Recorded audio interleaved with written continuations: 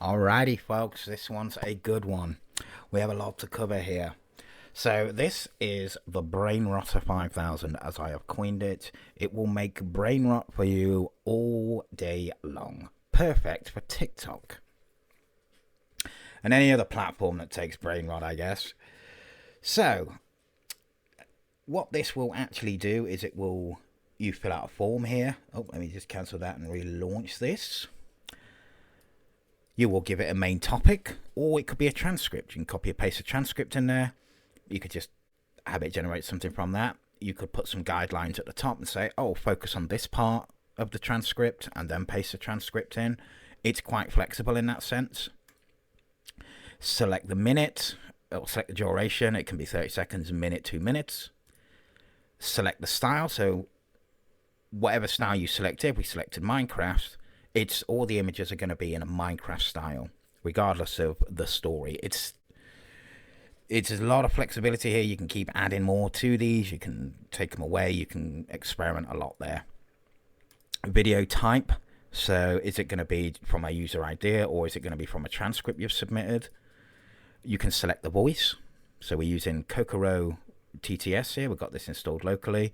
Super good TTS. It's the highest ranking ones at the moment that's open source. And then you can select an image provider. So you could add more to this. This is just more of an example of how you can use different image providers, basically. In this example, we're going to use Together AI because this whole workflow is zero cost to run, but there is the ability to use a paid API if you want to. You would click submit, and then it would produce a video. And if we just have a quick look at what that would produce, let me just delete that one. So this is kind of the end result. This is in Baserow. We've got a videos table here, and then we've got a scenes table. So all the scenes are in here. These are all linked to each other as well. So you can have many videos, you can have hundreds of scenes, and they'll ultimately all be linked up correctly. And I'll go through how we set all this up. So let's just have a look at the final video, what this will produce. So we'll just download that. Imagine a world where your thoughts can be downloaded, your memories edited, and your punishment is living 100 years in a simulated prison, all while you're still alive. This isn't just sci-fi, it's the terrifying future Black Mirror has been warning us about. Think about it, AI that mimics human emotions so well, you can't tell if you're talking to a person or a program. Police interrogations where suspects are trapped in digital simulations, forced to relive their crimes for decades in minutes. And worst of all, a society where your mind is just another piece of data, rewound, rewired, and sold to the highest bidder. Sound impossible? We're already halfway there. AI chatbots fool people daily. Brain-computer interfaces are being tested, and surveillance tech, it's everywhere. The only difference between Black Mirror and reality. We still have time to choose. Do we want this future, or do we want to pull the plug before it's too late? Would you survive in a Black Mirror episode? Drop your thoughts below. There you go. How cool is that? So that's the full production there, and you'll notice that each image was relevant to what was being said. You've got the full voiceover, you've got the music, you've got the whole shebang, and you can churn these things out all day long, and it's not going to cost you a single penny, which is fantastic, quite frankly. So I'm just going to quickly show you what software you need installed, and then we'll move on to the Baserow side of things, and then we'll go into a full demo. All this will be timeline, so you can skip through this video if you want to, but you're probably going to need to watch the whole thing to get this all working. So software-wise, and again, this is all installed locally.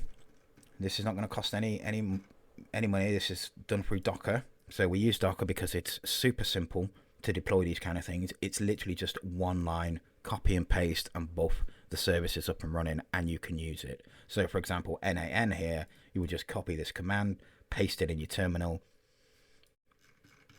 and then at the bottom you can access it via these links here. And it's really that simple. So you're going to need n8n, naturally. You're going to need mini IO, which is object storage. This is simple storage, but locally. So this is your S3 storage. This is needed for the NCA Toolkit, so we do need this installed. Kokoro TTS, which is local text-to-speech. or open source text to speech. There is a CPU version and a GPU version, so install whichever one you like there. They both do exactly the same thing. This is a special build for fast API, so we get API access to it. So yeah, install whichever works for you, right? This doesn't use a lot of GPU memory. I think it's like 3 gigabytes, so you can really run this on a low end card. But if you're having problems, you can run the CPU version. It's not that much slower. We need Baserow, so this is the Airtable open source alternative. I mean, I tried Airtable, it's good, but I quickly ran into limits with attachment limits and API limits. It wasn't good, and especially if you're tinkering and messing around a lot. So Baserow is the alternative. It's really, I love it. The integration in with n8n is super good. I actually prefer the Baserow nodes over the Airtable nodes, because when it comes to doing filtering and stuff like that for pulling records, you don't need to worry about weird formulas or anything. It just makes it really, really straightforward. The NCA Toolkit. So this is what's going to do all the video editing for us. This will turn images into video clips. This will combine video clips. It can do transcripts. So if you want to transcribe a video file, just as if you was using the OpenAI Whisper Transcribe, this is basically that, but it's local, so this is not costing you anything. And it can do captions. It can do a bunch of stuff. It has FFmpeg built in, so you can do a bunch of fancy stuff with that as well. This is all API based, so you can use it with anything, right? Anything that can use an API, you can use this NCA Toolkit. Really, really valuable. I'll put a link in the description to the guy that created this, to his YouTube channel and to the GitHub. This is a tool that doesn't get any exposure for whatever reason, and it can save you a lot of money on video APIs like Creator-Mate and ones like that that are quite expensive, and this can do very much the same thing, but it's local. And they're the only things you'll need to install. I will do a video in the future actually going through the actual install process of all of this, and any things you need to kind of watch out for, but that's going to come in the future. For now, this document's going to be in the description. Go through it. If you have any issues, obviously drop a comment, and I'll try and help you out there as much as I can. Okay, so the Baserow setup. This is what we need to get this whole thing working. I would highly recommend using Baserow and getting familiar with it. It's just like Google Spreadsheets. Personally, I find it a lot easier to work with. It's really, really flexible. You can create custom views, as they would be known in Airtable. In here, it's called grids, and you can do the same sort of stuff where you just filter certain information. It is a really, really powerful system. Whenever I'm building stuff in n8n, generally this always plays a role in it some way or another. It's super, super handy. But this is what you'll need to get this working with the BrainRotter. You'll need a database, so I'll just call this TikTok, could be any name. We've got a videos table, and then we've got a scenes table here. So I'll just go through what you need to set up along here. This is all pretty straightforward stuff. We've got a title column here. This is a single line text. We've got a description column. This is a long text. We've got a script column here. This is also a long text. We've got a final video URL, and this is a URL field. There's not really any difference between these fields, right? If it's a single text, long text, it's just the way that Baserow will kind of deal with them. So, you know, if I select this single row here, right, I can't expand this or anything like this. If I select the script one here, which is a long text field, I can double click it, and now I can expand this. All right, but it's really no difference. I could put this text in a single text field and it would go in absolutely no problems. It's just kind of how Baserow displays it in that sense. Same with this, with the linked field, right? This is a URL, but with Baserow, because you've marked it as a URL field, now this highlights, and we can just easily select this as a URL. So we've got video plus captions. This is a URL field. We just move across here. Video plus audio URL. So this is the TTS. That's a URL field. Raw video URL. That's a URL field. TTS audio. So this is when we generate the text to speech. This is actually an attachment field. So this is file. And I'll get into kind of how that works and how we upload stuff to that in the actual workflow. We've got the TTS voice is just a single line text field. We've got the scenes. So this is linking to the scenes. And this is a linked to table field. And then we've got scene selected there. Captions URL. This is not moving. There we go. I don't know why I just created a field there. This is a URL field. Generative style. This is single text field. Initial prompt. So whatever we put in the initial kind of ideas box, this is also going to get stored in here. This can be useful when we've got like 20 videos and we sort of go through it and go, we like that. What did we put in for the prompt? You can just kind of reference it here and see what you put there. We've got a status. This is a single select field, and it's got pending, processing, and done. With the capitalization at the beginning here on all of these. The colors, you can have whatever colors you want. That's purely a visual thing. We've got the image provider. So this is the same. This is a single select field. We've got Together AI and FAL.ai. And that's it for the videos. Pretty straightforward. For the scenes, it's going to be the same sort of thing. There's a little bit less here. So we've got a record ID. This is a formula field with row underscore ID in brackets here. Whenever a new row is added here, this will automatically put the ID in there. Right? We've got a prompt field. This is going to be a long text. We've got a duration. This is going to be a number. And I've got the 2 decimal places here. We've got the images. So we can actually see the images here. So these are not going to be URLs. We could have URLs here.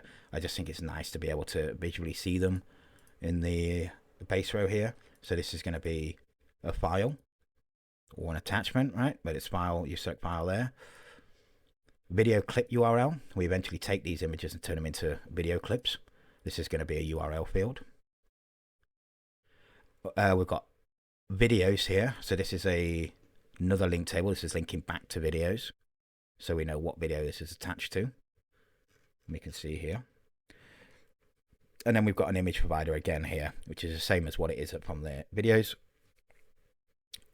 Single select, together.ai, and then FAL.ai. Again, the colors, you can customize them.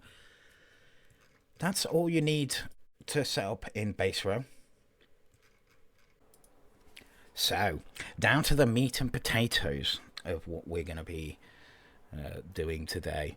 Now, when you import this, this is going to come in like this. I built this in a modular way so you can run each sort of step individually.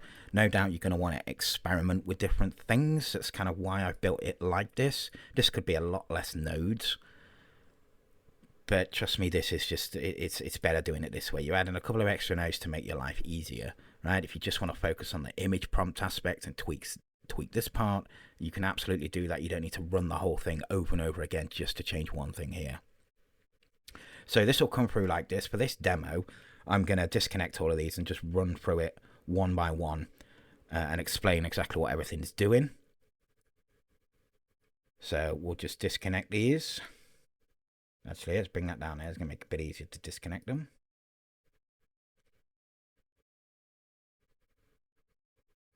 Okay, there we go. Okay, so the first step here is we've got a form submission. Now this form, you don't need to have a form here. You could effectively have this on like a schedule, and then you could pull from this base. If you manually put a record in, you'd need to make a few changes, but that'd be pretty trivial to do. All right, but in this case, we're just using a form, and it's just standard stuff that we've got on these forms. These are not complicated to set up at all. We've got all the voices here and so on. So I will run this. Now, in the demo that I showed you, that was based on a transcript. You can get transcripts however you want. I got it from this video here. Kneeling on the grass, Tyson. They talk about kind of predictions about the future, right? And they talk about a bunch of different stuff. This one podcast here, you could probably get like 5 different videos out of just this one podcast. Just paste a transcript in, tell it to focus on a certain aspect of the video, and it will create a video based on what they're discussing in there, which is pretty cool. But in this example, because I've already showed you one with a transcript, I'm just going to put a random thing in and see what we get, right? So I'll click test. I'm going to put, let's see, 5 insane facts about a about black holes. If I can type that, there we go. So I'm going to set that to be a minute long. I'm going to have it to be hyper realistic. Actually, you know what? Let's put it as fantasy. Right? We'll see what we get with fantasy. Video type, it's going to be from the user idea, which is what I'm submitting here. It's not from a transcript. A transcript, you would obviously just paste that in here and then put any notes or whatever at the top if you had any, or you could just paste the entire transcript and just let it go from there. The voice, we're going to select the Adam voice. That's the classic BrainRotter voice. And then for the image provider, which is going to generate the images, we're going to use Together AI. That is free, but I'll explain when we get in there kind of the difference between Together AI and FAL.ai. So let's submit that.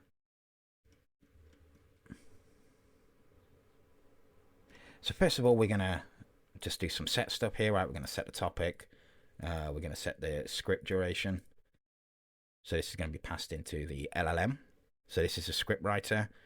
Don't really need to worry about what's going on here. It's a standard sort of prompt for generating a script, right? We're getting a title, a description, a hook, a main script, and then a call to action.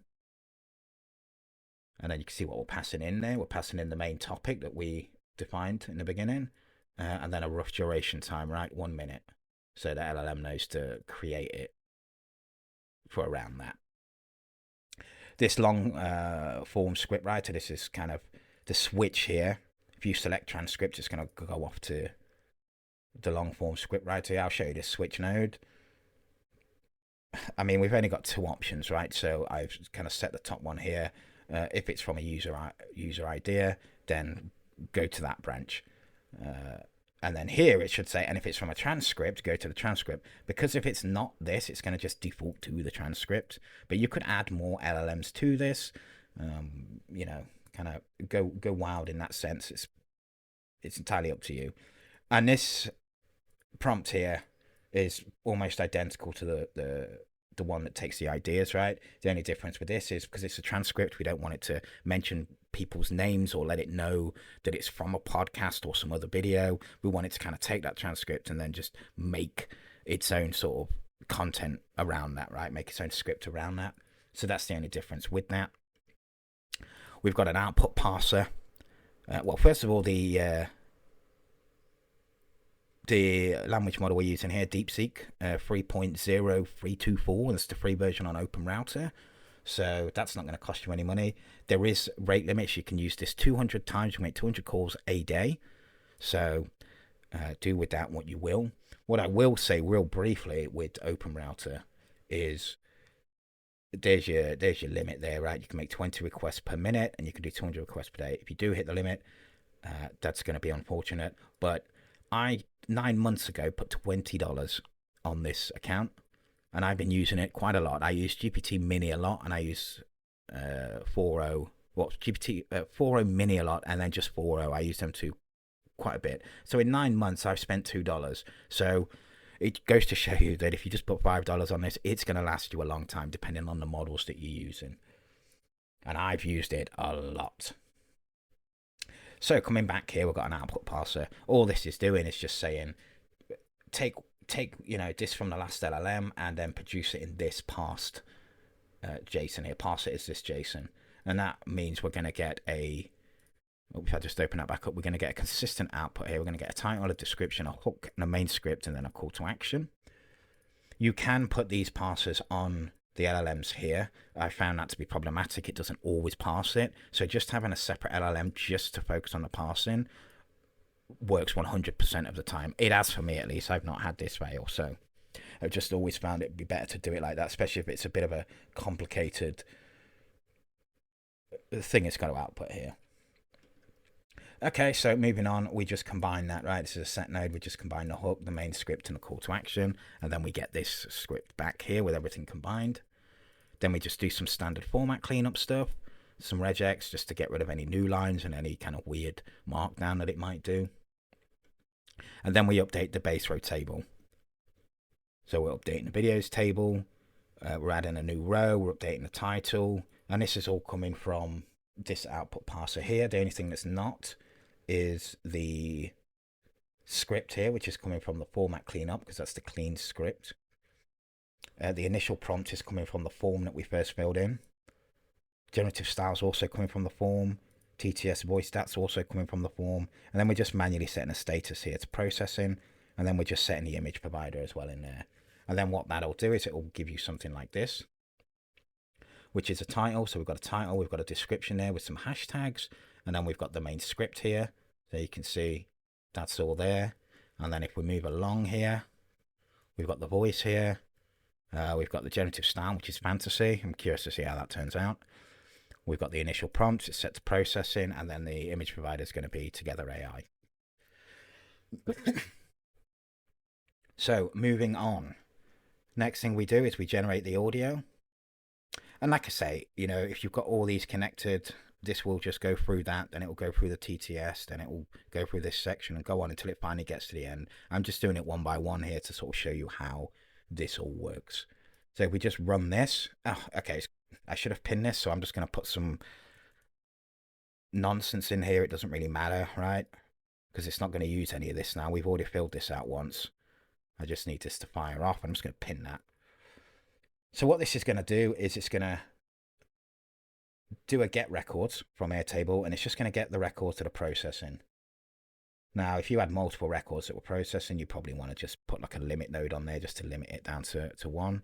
That would look like this. Okay, can I just type limit? There we go.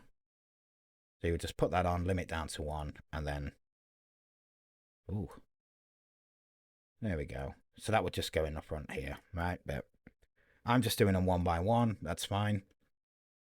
So it gets the record, and you can see that's brought everything through, right? The title, the description, everything that we've just generated, and we're just pulling that back in now. Then we generate the audio locally. We're using the caption speech. This is with Kokoro. And all we're doing here is, this is the body. We're just sending it a stringified script. If the script does have some weird characters or it has double quotes in or something like that. Okay, so you can see here we've got this new line here, right? I don't know if this is going to have an issue with the TTS, but we'll soon see. This has got a new line. This would break this now with that, but because we've stringified it, it's absolutely fine to have that in.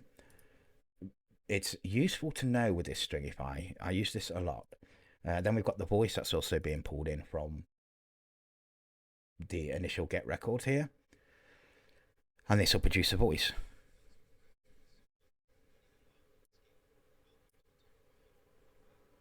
There you go. So that's 57 seconds long, just under a minute, right? That's what we asked for. So that's nice. We've got include header responses here. And this gives us a timestamp JSON file, or a path to it at least, right? We haven't actually got the file yet, but we've got a path to it. And this is going to be super useful, which is what you'll see. This is ultimately, without this, we'd really struggle to create scenes effectively. So that's generating the TTS. The next step is the Baserow. Now, we're going to upload this to Baserow. We could just give it a URL, but I think it's nice. So if we come in here, right, we've got a new captions file now, and then we've got the TTS audio that we can just preview in Baserow. But this is a file field. And these are a little bit weird, right? In my mind, it took me a little bit to figure this out, because in my mind, I just send it a binary, right? Just upload a binary, happy days. But it doesn't work like that in Baserow. So the first call you've got to make is to this upload API here. You'll need to set up your credentials here for Baserow. So authorization, and then I'll show you where to get the key, but you'll put token, a space, and then you'll paste your key in here. And the way you get that key is you go over to Baserow, go to settings, go to database tokens, select the little 3 dots here, and then you've got the key here, right? You just copy that and put that in, create some new authentication header, create a new header auth, right? And then you can keep reusing this. So what we do then is we take that binary, which was the speech that was returned from the TTS, and then we just upload it to Baserow. And that'll say, yep, that's been uploaded fine. It's an audio file, all that kind of stuff. And it will return to us a URL, and then it'll also return a name. And this is what we'll need. So then with the captions, we're just doing a get captions. So I've just manually put the link in here. This is the endpoint on Kokoro. And then we've just put the captions file name in, which we got from the generate TTS. And we've got it here, timestamp file path. That's what's at the end here. And then if we view that, you can see we've got a word level timestamp, which is super, super useful. This is kind of the magic sauce as to why we can create these scenes, which is a bit further down here. Next thing we do is upload them captions to Baserow. This is doing exactly the same as what this did to upload the audio, but in this case, it's uploading the captions instead. And then all we do is we just update the record, right? So that initial record we got, we're going to put the ID in there. So that's going to be, if we just collapse all this here, get records, get the ID, that's what that is there. Then when we uploaded the audio, so upload TTS, we're just going to take the name that was returned and just put it in there. And Baserow will know, based on this name, it will know, oh, I've already uploaded this. And the same with the captions URL. And then, yeah, that's it. It updates that record. And you can see that what that'll give us is it'll give us the audio, and then it'll give us a caption link. And we use that further down the line here. So you can see building it like this, right? This is a very modular approach. We could just string all this lot up into one row, but we're not limited with API calls, right? This is all free. When it comes to the Baserow aspect, we can hit this thing all day long. So we can build it out modular. We can hit this. We can make 5,000 calls a minute, right? It's not gonna have any impact. So why not build it modular? There's a few extra steps involved, but ultimately, if we want to tweak the TTS, we can do that. We've got the flexibility to do that. Okay, so this is where we generate the scenes now. All right, so at the moment, we've just generated the video, which is here. And we don't have any scenes. The scenes here are for the first video that I showed you, right? The dark future, but there's no scenes associated with this video, so we need to create them. Now, if I run this, that was very quick. It's going to do the same thing. It's going to get the record where the scenes are empty and the status is processing. Because if we look, this has no scenes attached to it, so that'll be empty. So that'll return that. Then we get the segments file. So again, we just get that from the URL here that was returned. And then that'll give us, in this case, 72 items. So that's 72 words it's given us. What we do then is we just collapse them down into one. So we just get one item that's outputted, and then we get everything here. Now this is how we create the scenes. This is going to split this up into 5-second scenes. You can adjust this value. Don't worry about what's happening with the code here. But all you need to know is you can adjust it if you want 10-second scenes, right? You'll put 10 in there. If you wanted 3-second scenes, you'll put 3 in there. And this will make sense as we go a little bit further in. And what this will do is it will do some magic. And ultimately, now instead of it being a word-by-word file, now we get actual scenes, right? This is 5 seconds. This is 5 seconds. So apparently these are all set to be 5-second long scenes, which is fine. From there, what we do is we go into a fixer node. So that's what that'll output. We go into a fixer node. Sometimes, if I just go back to the initial one here, the last item that it outputs could be like 0.5 seconds long, and it would just consist of, say, 2 words. We don't really want that to be a scene. So in the fixer node, we fix that, and we basically say, if this last item is below 2 seconds, then just take that and add it onto the one before it, right? Adjust the time, add the words on top, and that's what it'll do. In this instance, it's fine because the last scene was 3.3 seconds, so it didn't need to do anything. So that's the point of that fixer. Then we split them out. So we're going to split them out. It's going to have an ID. That's basically a scene ID. It's going to have the particular word from there, and then it's going to have a duration. In this case, it's split it out to 10. This means we're going to get 10 scenes. Then we create the image prompts. So we give it the full script. If I just expand this, we give it the full script. As you can see here, we give it the generative style, and then we tell it which portion of the script it's focusing on, and then what position that is. This is ultimately going to run this 10 times, right? And every time it runs, it's going to have the same script in, but it's going to have a different portion of that script every time. And the way it's been prompted is this is because we're using the Flux image generation model, this is kind of, you've got some do's and don'ts. This is sort of kind of a guideline to how you prompt a Flux model. Now, again, you can tweak all this stuff, right? You can just play with this, do whatever you want. And this is going to generate our image prompts. But what we do from there is we take them 10 items. So this is going to create 10 new rows in the scenes. So if we go down here, and what it's going to do is it's going to just add the prompts, and it's going to add the duration here. So you can see there, prompt, duration. And it's going to add the image provider as well, which is what we got from that initial get. Oh god, I can't go all the way down there. Let's see. So the initial get records, right?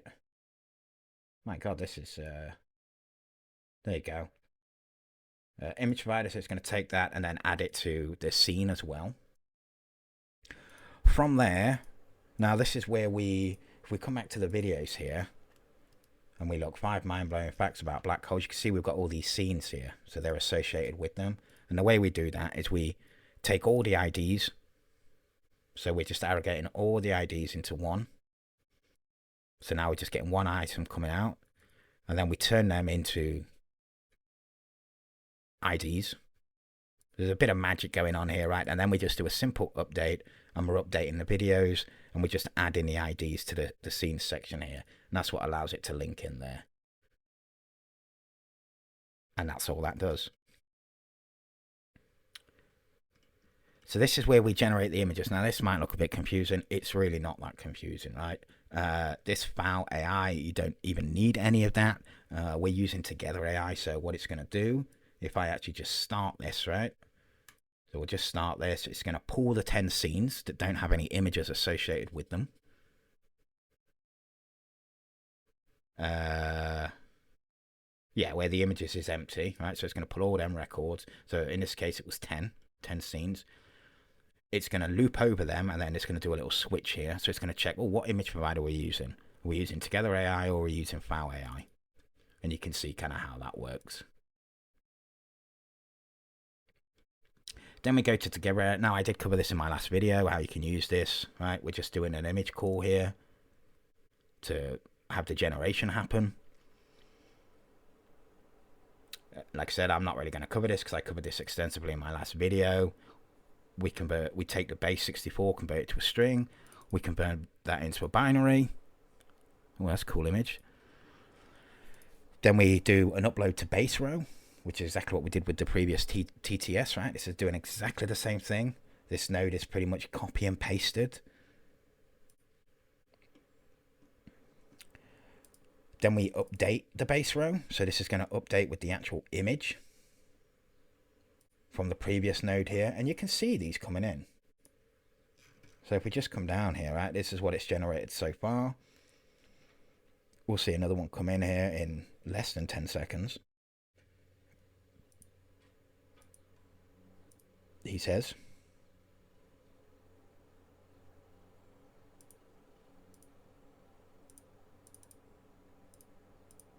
There we go.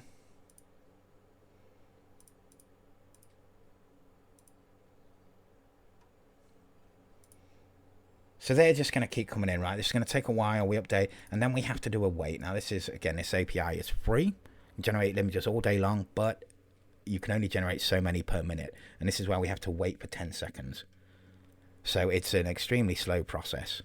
We're only on 6 items here. Well, these images are looking very good, though. So this is going to take some time. Now, if I had selected FAL, this is going to do the same thing, right? The Together AI API will give us a base 64 string back, right? With FAL.ai, it works a little different. You need to submit the request. Then you need to check the status of that request to see if it's complete.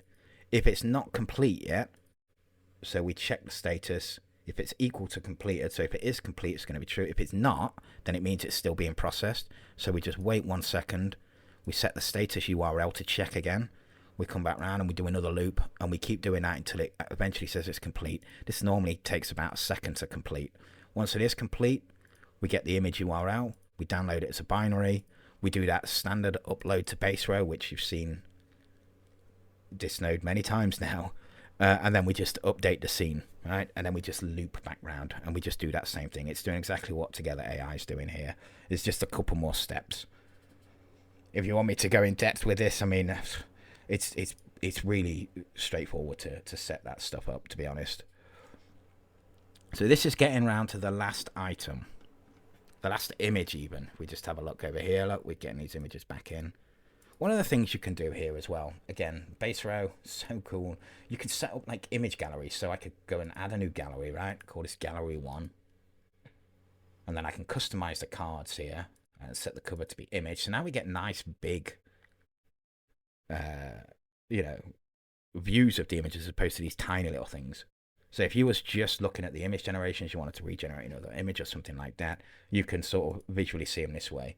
And then again, you can add filters. So you can go filter. I only want to see ones where it doesn't have the video clips in. So where the video clips is empty, there we go. So it's only going to show us this job that we're actually on now, because all the others have got video clips, they've already been done. These are just ones with images, but no actual video clip URLs. So filters, very, very cool. You can customize the cards and what you see. Very, very cool stuff. I absolutely love Baserow. So that's done. That's all the images, right? Now we've got to turn these into videos, and this is where the NCA Toolkit comes into play. So it's at this point where you'd go and spend a fortune on CreatorMate and generate 2 videos a month. That is probably, I don't know, it's expensive.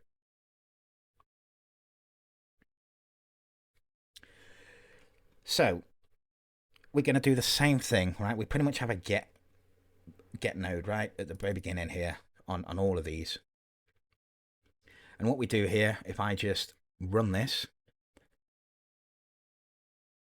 we're going to get the videos. If the raw video is empty, that actually doesn't need to be, that's actually a little bit wrong there. Because this could be, I mean, it's fine, right? This is one of the things I like about Baserow is we can set up filters just by clicking and selecting. Is it equal? Does it contain? Is it on this date? What's the value? There's no weird formulas. I've done it in this case as raw video. You can have whatever filter you want there, right? I know it's going to bring in, I know this video doesn't have a raw video at the moment. So that's fine. It's going to bring that in, and it's processed. So it's only going to bring the one in. And what this is doing is it's going to bring that in. So it's bringing the videos row in here. It's going to split out the scenes because we've generated the scenes now. So it's going to split out the scenes. It's going to be 10 scenes. And then from there, we're doing another get. And this time we're just getting all of them scenes. So we're getting 10 scenes here. And then we loop over them. So we push them 10 scenes in. And that looks like this, right? This is what the first loop or loop branch, if we just go to the first loop here, you can see here, that's just one of the records there from the scenes. And we've got all the information that we need. We've got the image URLs, all that kind of stuff. We then make a call to the NCA Toolkit. So we're doing a transform video here. And what this does, this particular endpoint, is you can give it a video. You can give it an image URL. And then this will turn this into a video. So we give it the image URL from what we've got in the Baserow there. We give it a length. We've already got the duration, so we're taking that from the Baserow. So the length is what's being pulled from these here, right? And then we're saying create a video that's 25 frames per second. Zoom in speed of 3, right? You can tweak this, play with whatever, play with the values and such. And then we're just giving it an ID. This ID is actually something we don't use in this particular workflow, but you can give it an ID. This ID can be anything. From there, it's going to go and do that 10 times and create 10 clips out of them images. And we can see what they look like. If we come into the scenes here and we scroll down to the ones, the mind-blowing facts, and we can see here video clip URL. If we just select one of these, Now this is, you can see this is 5 seconds, and it's just zooming in. And that's kind of what they all do. You can get creative with this. You can have some zoom in, some zoom out. You can play around. This is, again, the NCA Toolkit. It's super powerful. Moving on, same deal as before. We're getting the main videos, right? We're getting the main videos. We're splitting them out into the scenes. Then we're just getting them individual scenes. We're collapsing them into one. So what we're doing in this instance is we're actually collapsing just the URLs at this point because we want to combine all these into one video. We have to do a little bit of code magic here, and this is going to format this for us. So when we hit the concatenate endpoint using the NCA Toolkit, we can just give it this. If I just open this up here, look, it's really simple JSON payload. We're just giving it the video URLs to concatenate, and it's going to concatenate all these together, and ultimately at the end you get one big video. And then it's going to do an update to Baserow. And all this is going to do is it's just going to take the response. So once that's complete from NCA, we're going to get back a response here. And this is why we need mini IO set up, because this is uploaded it to that and then just give us a URL here. And that's what we're putting in Baserow. So if we go back to the videos here and we scroll across, you can see we've got a raw videos URL now. And this is 52 seconds long, and this is going to go through all the images. Very good, very nice. Next, we want to take that big video and add the text-to-speech on it. So we'll just run that. I don't think I need to explain this get rows node anymore. You know what that's doing. But I'll show it anyway, because there is a filter there. It's saying contact the videos, or look in the videos table, and if there is one that doesn't have a video plus URL and it's empty, then just bring that record back. Then we hit the NCA. This is the compose endpoint. Now this endpoint is a super powerful endpoint. This is where you can get really fancy with FFmpeg. The creator of this does have a custom GPT that you can use, and if you want to do certain things, right, you can just ask it. It's got full knowledge of the NCA and how you would put these payloads in. Super handy. Just search for the NCA Toolkit on ChatGPT and you'll see it there as a custom GPT. So all we're doing here is we're just giving it the raw video, which we just created, and then we're giving it the text-to-speech audio. These things here, these are just filters, right? It's just gonna mash these two together. From there, we get the captions. So if we just click go on that, this get row is, but you know what this does now. This is hitting a dedicated captions endpoint on the NCA, and you can give it any video.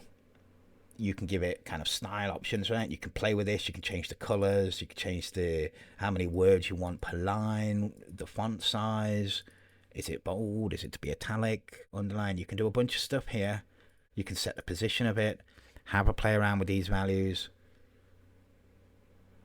You can do quite a lot of stuff.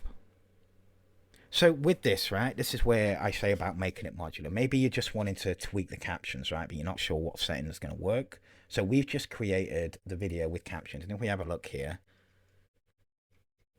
video plus captions. So this is just the video with the captions. Imagine a place where gravity is so strong, not even...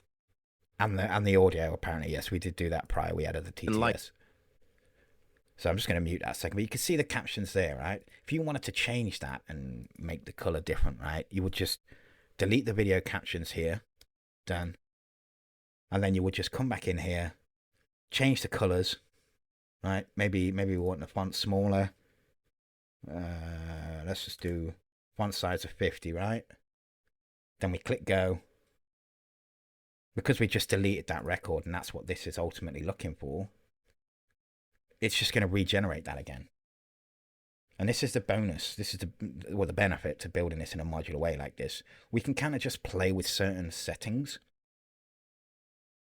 So creating the captions does take a good sort of 20 seconds. So there we go. Now if we go back, we've got a new link now. And if we have a look at that, You can see the captions are a lot smaller now. So, okay, maybe we don't like that. We change the color, whatever the case may be, right? You've just got the flexibility to do that. If it was to run this again, nothing will happen, because this has a link in it now, so it's not going to pull any records unless we delete that. Super sort of agile system. And then the last thing we do is just add the music, right? And in this case, I've just gave it kind of a hard-coded URL. So if I just click test on this, I mean, you can pretty much guess what this node's doing at this point. If it's not got a final URL and it's still processing, then pull that down. The NCA Toolkit, this is the compose endpoint again, which we just used, but this time it's a little bit different. I'm not going to explain all of this, right? But we're taking the video and the captions, which we just made, and now we're adding, in this case, I've just give it a link. You could have some fancy AI. Maybe you've got like a music library and you've got it broken up into different categories. You could have like a sentiment AI that could do like a sentiment analysis on the video style and then pick a certain MP3 from there, right? In this case, I've just done it very simple. You can swap this link out here, do whatever you want. This is just some filters. This is kind of FFmpeg stuff. So we're just saying, make the volume of the initial video at 2, and then we want the music volume to be 0.5. Now, depending on the music, depending on how loud or low it is, you'll want to sort of tweak this value here, depending on the audio track. So you might need to run this a couple of times just to make sure things are in check. And then, yeah, standard stuff here. Again, this sort of stuff, I've worked with the NCA Toolkit GPT, and it sort of got me all this kind of setup. I've explained what I wanted and stuff like that, and it's kind of got me there as far as this payload, and it'll give you the copy and paste payload. And that is it, ladies and gentlemen. We just have a quick look at that video, this bit of rottage that we just produced. So we got the final video here. I'm not going to play all of this, but So strong, not even light can escape. Welcome to the terrifying world of black holes. Fact 1. A black hole's gravity is so intense, it warps time itself. If you watch someone fall in, they'd appear to freeze at the edge forever. Fact 2. Supermassive black holes can weigh billions of times more than our sun. okay, so you get the idea, right? I mean, the captions are small here because we just changed that and reran that. That's fine. You can see the style is in the fantasy sort of style art that we initially said, so that's good. It's just all kind of fantasy here. Yeah, and that is it. This will be in the description. Bring this in. Like I say, you're going to need to link up your base rows and sort of do your credentials and stuff. It's quite the system. If you have any issues, I am more than happy to help. Just, yeah, drop your comments. Like I said, in the future, I'm going to do a video showing how to install all of the NCA Toolkit and the text-to-speech and all that. It's fairly straightforward, but it is on the to-do list. Yeah, all right, folks, that's it. I'll see you on the next one.